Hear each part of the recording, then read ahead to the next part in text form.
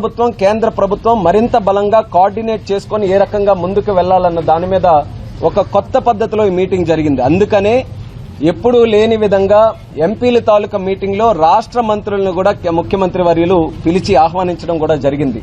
మరి కొత్త పద్ధతి ఏంటంటే ఎంపీలందరికీ రాష్ట్రంలో ఉన్నటువంటి ఒక డిపార్ట్మెంట్ మినిస్ట్రీస్ పరంగా ఒక డిపార్ట్మెంట్, అలాగే కేంద్ర పరంగా ఉన్నటువంటి మినిస్ట్రీస్ ఒక డిపార్ట్మెంట్ అటాచ్ చేసి వాళ్ళిద్దరి మధ్యలో రాష్ట్రానికి కేంద్రానికి మధ్యలో వారధిగా ఎంపీలని ఈరోజు అదనంగా ఒక బాధ్యత ముఖ్యమంత్రి వర్యులు మాకు అప్పచెప్పడం జరిగింది. మరి ఆ బాధ్యత సక్రమంగా నిర్వర్తించి ఈరోజు ఆంధ్రప్రదేశ్ రాష్ట్రాన్ని కష్టాల ఊబిలో నుంచి అప్పుల ఊబిలో నుంచి ఈ ఆర్థిక నష్టం నుంచి బయటకు తీసుకొని రావాలనంటే కేంద్రం తాలూకా సహకారం ఎంతైనా ఉండాల్సినటువంటి అవసరం ఉంది.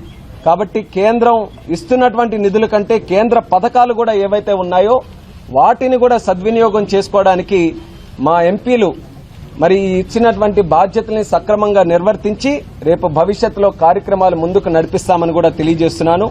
ఆ లిస్టుల ప్రకారం ఎవరికి ఏది ఇచ్చారన్నది కూడా తర్వాత మీడియా మిత్రులతో మేము షేర్ చేయడం కూడా జరుగుతుంది. ఇంకా మేము ఉత్తరాంధ్ర ప్రాంతం నుంచి కూడా స్టీల్ ప్లాంట్ తాలూకు అంశాన్ని మేము తీసుకొని వచ్చాం. అది ఖచ్చితంగా ప్రైవేటైజేషన్ చేసే పరిస్థితి లేదని కూడా ఘంటాపదంగా మేము ఈ సందర్భంగా తెలియజేసుకుంటున్నాం. దానికి కావాల్సినటువంటి కోఆర్డినేషన్ అంతా కూడా మేము కేంద్ర ప్రభుత్వంతో చేస్తామని మరొకసారి ఈ సందర్భంగా తెలియజేస్తున్నాం. అంతేకాకుండా ఆ స్టీల్ ప్లాంట్ ని కూడా ఈ రోజు మళ్లీ రివైవ్ చేయడానికి ముందుకు నడిపించడానికి మన విజయనగరంలో మెగ్నీషియం తాలూకా మైన్స్ ఉన్నాయి గర్భంలో, అలాగే శాండ్ మైన్స్ కూడా అక్కడ ఉన్నాయి. అది స్టేట్ గవర్నమెంట్ కేటాయించాలి, రెన్యువల్ చేయాలి ఆ లీజెస్ కూడా, అవి కూడా మేము ప్రస్తావించాం.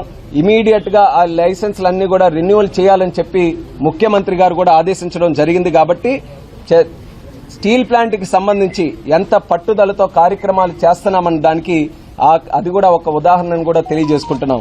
అలాగే రైల్వే జోన్ తాలూకా ఇష్యూ, మరి 10 సంవత్సరాలుగా నేను చాలా కష్టపడ్డాను రైల్వే జోన్ గురించి. అది కూడా ఈరోజు ఒక ల్యాండ్ తాలూకా సమస్య వల్ల ఆగిపోయింది. దాని మీద కూడా అక్కడ వైజాగ్ లో కలెక్టర్ గారితో అక్కడ ఉన్నటువంటి డిపార్ట్మెంట్స్ అందరితో మాట్లాడాం. దీని మీద మరి పల్లా శ్రీని గారు, భరత్ గారు, అలాగే అక్కడ ఉన్నటువంటి ప్రజాప్రతినిధులు అందరూ కూడా తరచూ దీని మీద కూడా సంప్రదింపులు జరుపుతున్నారు. రైల్వే జోన్ కి కావాల్సినటువంటి ల్యాండ్ ను కూడా స్పీడప్ చేసి అతి త్వరలో అది కూడా ఆపరేషన్స్ అన్ని కూడా స్టార్ట్ చేసే విధంగా చర్యలు తీసుకుంటామని కూడా ఈ కార్యక్రమంలో మేము మాట్లాడుకున్నాం.